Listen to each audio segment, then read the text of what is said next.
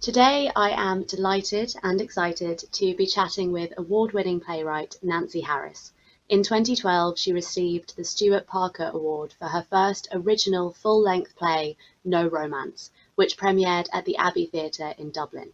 Her play, Our New Girl, premiered at the Bush Theatre London and was longlisted for an Evening Standard Most Promising Playwright Award in 2013, and went on to have a very successful run here in Ireland before being prematurely shut down by the lockdown. She has written extensively for young people, including her reimagining of The Red Shoes at the Gate Theatre, an original musical called Baddies, and a few years ago, Journey to X for NT Connections.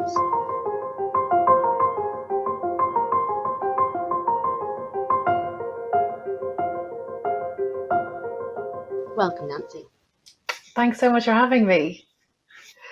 How are you today? I'm good. It's really, really hot. It's really hot. I'm in London and it is about, I don't know, it was 30 degrees yesterday. So forgive me if I'm sweltering here. So I'm particularly excited to chat to you today because I don't know if any of our team mentioned this to you before, but I was actually one of the original casts of Journey to X, which I mentioned there at the end of your intro. In the Connections. In the Connections programme. When I was 17 with my youth theatre, we were part of National Theatre Connections, and our first choice play was Journey to X, and we got our first choice. And I played Tara. Wow. I probably saw it. Yeah, maybe. And just before the interview, I actually remembered that I still had the poster. So I'm going to show you this here now. Oh, wow. That is amazing. I love that poster. That's amazing. So funny little connection there. That is. Wow. So that was what, 8 years ago? About 8 years ago? 7 or 8 years ago? Yeah, about 8 years ago. 2012. Wow. Yeah. So that's great. We'll go on to talk about Journey to X in a minute, but rewind. Before that, could you tell us a little bit about your own experiences of theatre as a child or a teenager? Theatre yourself or any kind of drama club?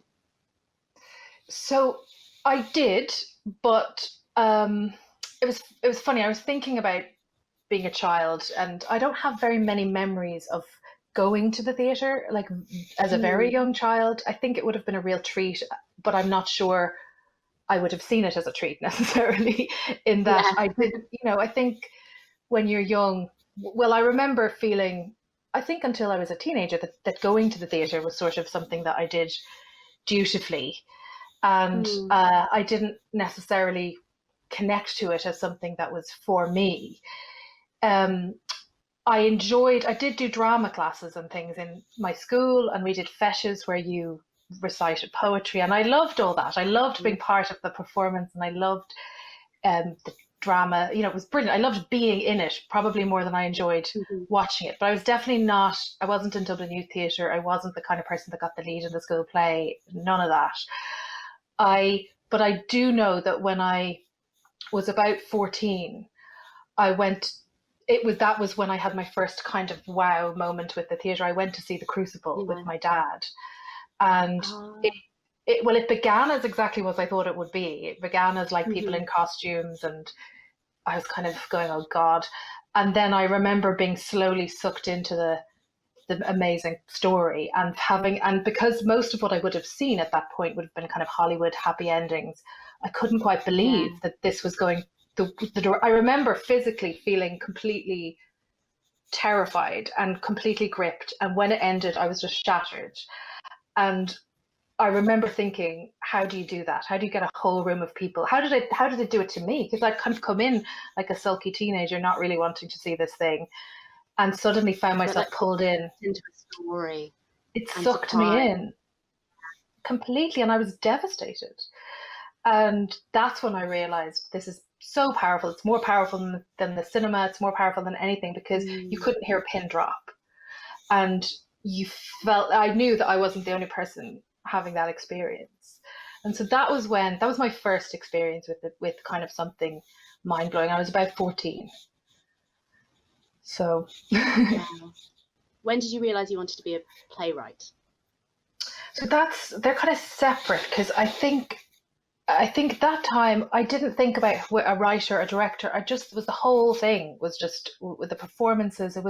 I was swept up in something in a room with other people, and there was something going on the stage. There was something going on in my body, and like I remember feeling I nearly wanted to stand up and shout stop. Like I couldn't cope with the stress of it, and you know, I've seen The Crucible since, and I love that play, but it's never had that same effect. And now that you know the ending, now that I know the ending, but it's still a brilliant play. But I think writing for me came much later. Actually, I think when I went to college, I went to Trinity and studied drama and theatre and classics, and I think when I was there, I probably would have been more interested in directing. And it was only at the very end that I took up playwriting, and it was much more of a fit. I had always been a writer. I was always somebody who wrote, but I hadn't kind of put it together that playwriting was actually the way to do it. It's funny. I don't know why that is. And then when it happened very quickly. It found me. And then when I realized, of course, I've been reading plays and I've been writing away secretly in my room, and I've been watching plays now for 4 years with a kind of a student eye, trying to learn everything I could. You absorb things. And so when it found me, then I knew exactly, I was like, this is what I want to do. Yeah. But it's quite intimidating, I think, writing a play and sending it out into the world. And you don't know if you have no idea what the response is going to be. Yeah. Luckily, quite a lot of people care about the stories that you have written. So thank you. Well, that's good. No, I mean, I remember bringing back to my personal connection with Journey to X, being a teenager and dealing with so for anyone that's watching that doesn't know, Journey to X is about a 14-year-old girl in Ireland pre-repeal who they form a band, and under the guise of auditioning for the X Factor, journey to England. And the way that you wrote for young people with such big issues like that, it was really captivating and digestible, and it really made the conversations that the play brought up with the young people involved in it and the director were just so valuable at that age. Well, at any age, really. Yeah. So would you tell me a bit more about writing for young people, and specifically about kind of Journey to X, which was commissioned by National Theatre Connections, and how you might find writing for young voices different, if you do, to writing for writing any other play?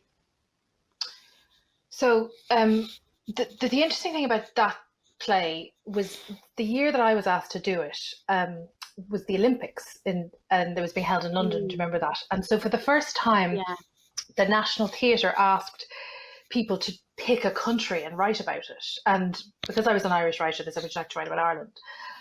And I felt initially like, oh God, that's like how, a young person's play about Ireland. And then I said, well, actually, I would really like to write about abortion, because it is illegal, but we know that people travel and it seems to be accepted. And this feels hypocritical to me and troubling. And I felt that there was a lot of pain attached to that journey and that silence. Yeah. And so I said, look, I'd like to write about it. And they said, well, actually, we've never had a play ever about abortion. So I went off and researched it and researched, this idea of the right to travel and the X case, and then building up the idea of the X Factor. And what I decided to try and do was to get into the minds of young people, which is that they, as I remember it, a journey to another country to go and audition, there's an excitement.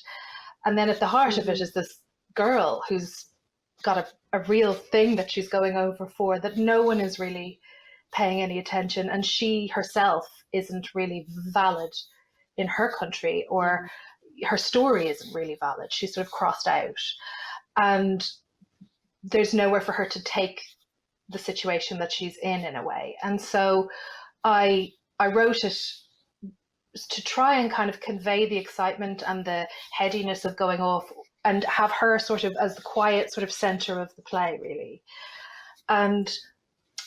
But I was nervous because I hadn't ever written for teenagers before, and I didn't know if this subject matter would be, because it was such a specific thing to Ireland to go to England to get an abortion. I was like, is this going to have any relevance? Because Connections kind of goes to so many places.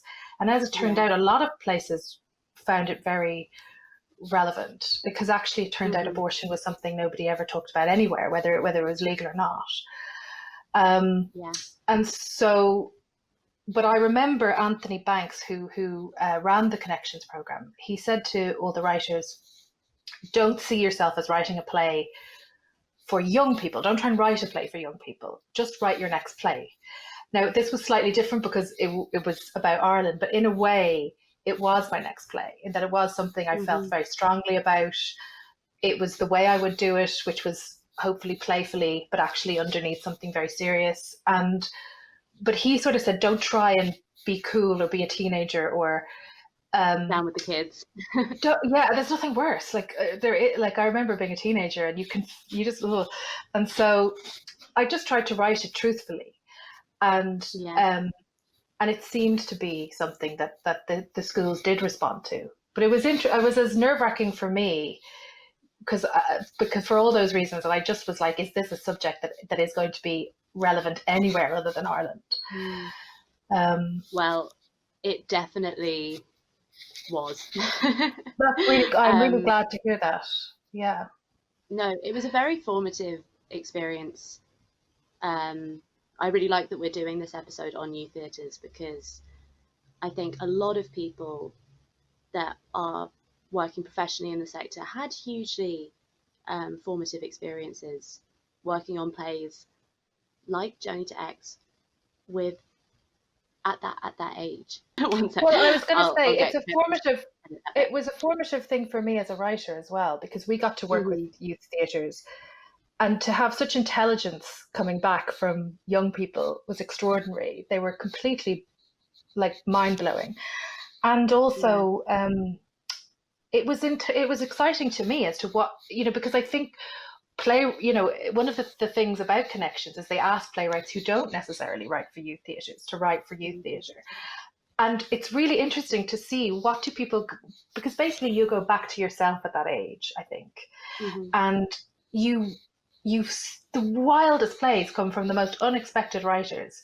And because they're accessing something that they normally, in their adult playwriting, I don't really think there's a difference, frankly, between writing for young people and ordinarily, but there's something gets freed up, I think, in the writer, and they go in directions that you'd never expect. It's really exciting. Young people don't want there to be a difference, I don't think. They don't want to feel patronized. No. And it's just that we forget. I think we just forget what it was like to be young, and what exactly. And it's such a gift to be able to go back and go, okay, what would I like to do? What would I like to see? And also, of course, you're writing for your big cast, which you're never allowed to do, or it may seem to play so much less likely to be produced if you've got more than kind of 4 people. But in this instance, you have to write for a big cast. It's great. I find it really interesting as well, actually, that when you talked about The Crucible and about how the ending took you by surprise, then looking at the way that you structured Journey to X, and how the audience doesn't realise that it's a portion at all until kind of halfway through. You really think that it's just a play about a light-hearted comedy about some kids saving some money up to go and audition for X Factor. And then as you realise that, it draws you in a totally unexpected place. And was that conscious? The influence of predictable and unexpected stories taking you in unexpected places. Do you think that's something that you've Yes, I Felt. think that I do like to do that. But I also felt nervous with that because I was like, I'm taking such a big subject, potentially controversial subject for young people. And I knew that in certain places they wouldn't touch the play because of what it was about. And Yeah. so I was like, how do I write this play without being preachy or didactic, but that actually the play feels like it has some real stakes? Yeah. And also, I think at that age, your friends are so important to you. And it was really kind of a play about friendship as well. But the word abortion is never used in the play. It never is, as you say, they never No. actually say. It's really only when you have that one scene between Penny and Dave, I think is the name of the guy who got her pregnant. Yeah. And I didn't want to make him a villain either. You know, they're just two young You people. feel sorry for both of them. They're both in such a difficult position. And I think that's another great thing about a play like that for young people is I think at that point in your life as a teenager, you can see things as good and bad and black and white, and presenting complex characters for young people to get their teeth into Yeah. that have all these different angles and these different shades, I think is fantastic. Yes, and teenagers are so good at, they're so able for that. They love the complexity. It's because it's that age where you're stuck between, you're not an adult, you're not a child, you don't have full agency, but you want agency. It's Yeah, quite a dangerous time in a person's life. I mean, I think being a it parent, I'm really not is. a parent, but to be a parent of a teenager must be terrifying. So And much risk. so much risk, but yet for the theatre, so much reward because they are fearless and they go and they want to break rules and they want to take risks, and it's so exciting. And so I loved working with the youth group, and I really loved writing for that age. I found Yeah. it really invigorating. Yeah. So moving on from Journey to X and Connections, some of your plays, such as Our New Girl, for example, are quite dark and adult in theme, but they have children in the cast. So in Our New Girl, Daniel is only 8. Are there any particular considerations that you have to take into account when you're writing a play like that that has a very young person in it? So again, I don't. I just write, and I just write, and I go like, we'll deal with that. And so, um, I actually first put a child in a play in my first original play, No Romance. It's a Mm, triptych, and in the very last story, there's an old lady who's in a house in West Cork, and she's being put into a home by her son, who's driven all the way down there from Dublin with his son, and he's really yeah, stressed and angry. He's separated from the mother, and he's putting his mother into a home to kind of sort his life out and get her nearby, and not really thinking what does she want or need. And so he's packing up her boxes, and she's there with her, I think, 10 or 11-year-old grandson. And she sort of tells the grandson her life story. And I'd never seen really a child, certainly in my own work on the stage. And I found it so, when we did the production of that the first time, I just found it so exciting what that dynamic was. This child who was hearing this entire hugely adult story, her life was massive, and kind of witnessing it. And because I think children are so often the witnesses to people's lives, to situations that whether they should be or not. Yeah. And so I found that really interesting. And then I went and did a completely other thing where he was sort of more of a listener in No Romance. And then in Our New Girl, that child is very much sort of central and has quite a big part, which was a risk. But every director that's directed it has taken it on and run with it. And again, children, what they're able to do, they're amazing. I know there's that old expression that don't work with children or animals, but I find children are so much more able than people think they are, and they're so some children can just be so watchable and so natural in a way that it takes an adult so long to train to the point of being as authentic as an uninhibited child can be on stage. Well, yes, I think you're right. And I think actually you just said that the phrase never work with children and animals always interests me, because I think children and animals, they're in the present. And so they can have a situation where they make everything else look contrived suddenly, because you've got something on the stage that could walk off the stage, that could, most children are very reliable. They're really reliable actors. They kind of do exactly what is asked of them. But there is always that sense when you see a child, that child could do anything.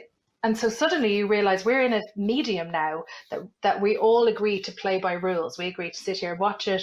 We agree that's the fourth wall. And suddenly you've got a dog running around or a small child on the stage, and you go, will that person agree to the rules? And it sort of makes theatre feel dangerous again, because you realize we're in a live medium where anything could happen. I find that really exciting. It's thrilling. It's thrilling. But I think that's one of the things that a child can bring, is that sudden sense of, oh, we're really in the present and there really is a risk.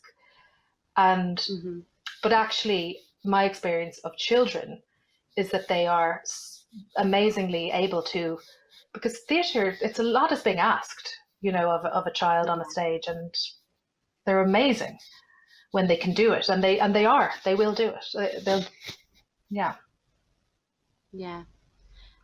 Do you have any plans to write any more works for young people specifically?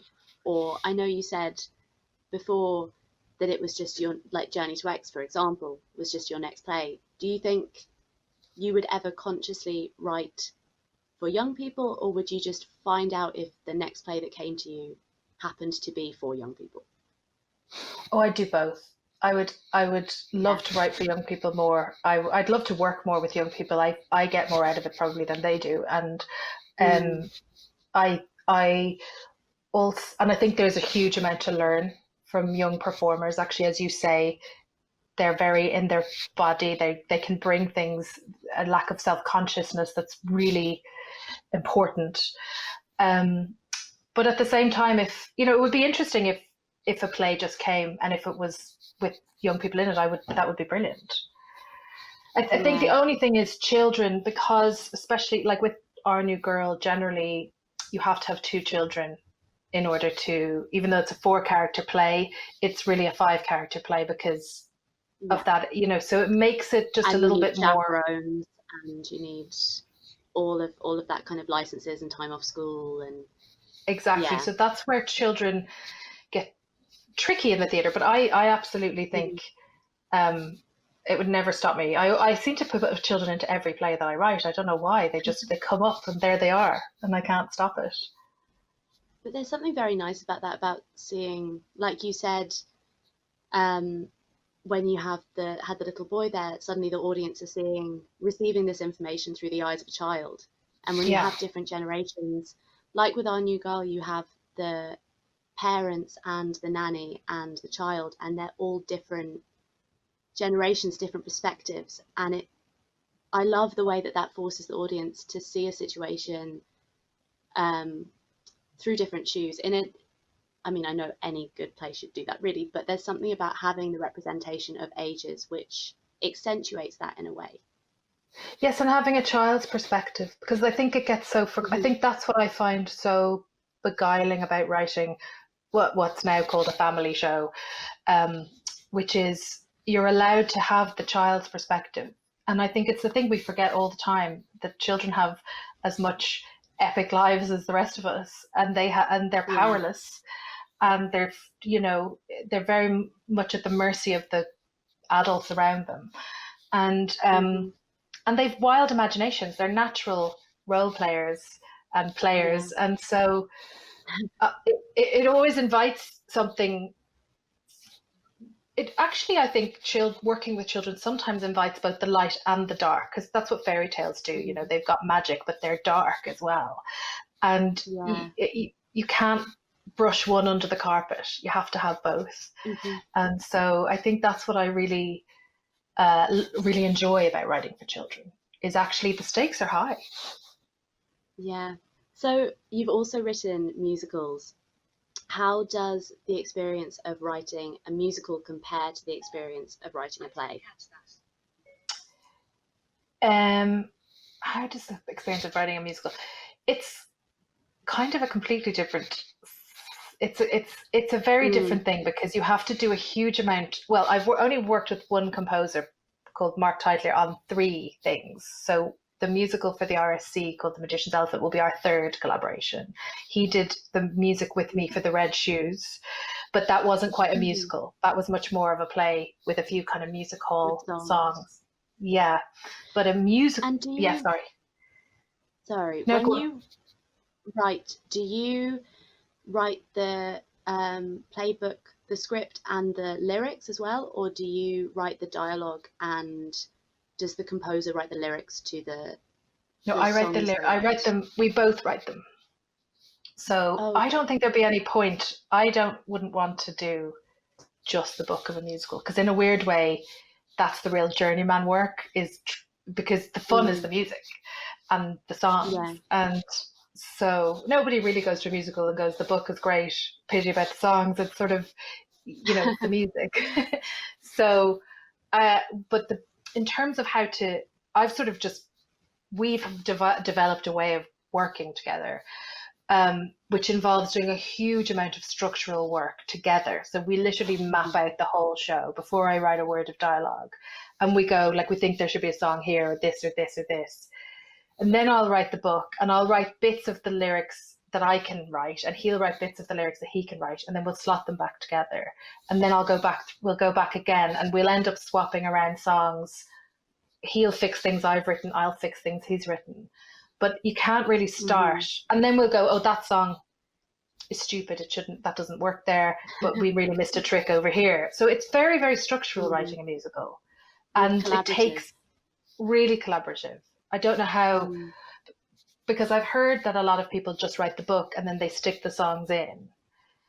And Baddies, the musical we wrote, the first musical I worked with Mark Titler on was a musical called Baddies for the Unicorn in London, which was about the villains of fairy tales being arrested for being villains. And it was all about bad, what the villain gives you. And we really went in blind. We didn't know how to write a musical. And I don't think they necessarily had wanted a musical. They just wanted to play with songs, but we delivered a musical. But we learned a lot. And what we learned was you kind of have to work out everything before you can do anything. So it's quite a lot of work. That's why it takes years, I think. Yeah. And then you have to hear very it. Very different. Very different. And it's not about me just going, that's my vision. You have to kind of, I don't really do that anyway, but you have to be able to listen. And a song, I think as well, songs have rhythm. So a play has a rhythm, a musical has a rhythm, a scene has a rhythm, and a song has a rhythm. And so you have to figure out, like, what do we need in this moment? Do we need a slow ballad that's going to really, or do we need something that's going to push the story along? So you're always working with those kind of rhythms as well together. Yeah. Oh, how interesting. And it's really so the way that you have collaborated on all of the musicals that you've written, you've never collaborated on a traditional play text, have you? Not quite to that level of collaboration. Yeah, I've never co-written, because on a musical we're both co-writers, because a composer is a writer as well, and Mark writes the lyrics as well. So we're both writers. But I've never had a co-writing play in that way. But I have I suppose I've worked in devising situations with directors, but not to a full production. No, I tend to just go away and work on my own in a play, and it's just easier that way. For me. When you're writing a play, the way you're talking about how you need to think about the whole thing with the musical before you start anything. Yeah. When you write a play, do you tend to just begin and see what comes out, or do you spend much time thinking about the overall structure of the thing before you start writing dialogue? So I'm trying to, because what I've said before and what is true is I often don't structure things out, but it's not fully true that I don't understand. I understand structure very well because I studied it, and also I studied classics, and the Greek tragedies are total structure. Yeah. So I feel like what I did was I absorbed a lot about structure and then put that in a drawer. And I don't really think about it. I sort of allow the structure to reveal itself to me. I don't plot out plays It's not something you because have to do consciously. It's something that happens as part of the process in the back of your mind, would you say? I think that is right for me. But what I do think I do is I bookend. So I sort of have an image at the beginning, Mm-hmm. like a visual image, and then an image that I'm trying to get to. And then I don't know what's going on in between. And that's to be discovered. And sometimes it can come immediately and sometimes it takes 3 years to come and you're going, but I think I have an end point that I try and get to, because I think if I didn't, I might not Mm-hmm. get to the end. But I worry sometimes that that's a very slow process, because other writers I speak to, but everybody's a different animal. Some writers like to have everything plotted out before they write a word. That wouldn't work for me. I wouldn't want to write the play if I did that, because Mm-hmm. I think you want to discover, you discover a lot in writing. What the characters want to say next, or Yeah, what you yeah, don't know about discovering them. that You in the might moment with them. Mm. exactly you might write 3 scenes and go, actually, I have no idea what that woman does for a living. So I need to go back and think, like in Our New Girl, she's a lawyer, which actually informs a huge amount about how she conducts herself, even with a nanny or with her husband. She kind of is making legal Mm-hmm. arguments all the time almost. And um, those kind of things inform. Sometimes you don't need to know what they do for a living. I mean, I don't think everybody needs to know what every character does, but you suddenly start to find a gap and go, I haven't worked out enough here, or there's something here that I haven't figured out yet. I need to go back. So there's lots. But I Yeah. get that through writing, not through plotting it all out, Mm. if that makes sense. Yeah, it does. It makes total sense.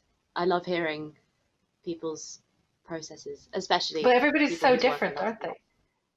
Yeah, Well, I so do too, different. because writers have we've no idea how anyone else does it, because you're on your own all the time. And so I'm always asking other writers, like, do you plan out your plays? What do you do? But no Yeah, matter how many times they tell me, I'm not going to do it the way they do it, because you always have to do it the way you need to do it. yeah. Kind of nice follow on from that. If there are any young people out there that are just realizing, God, I think I'd actually really love to be a playwright, would you have any advice for them?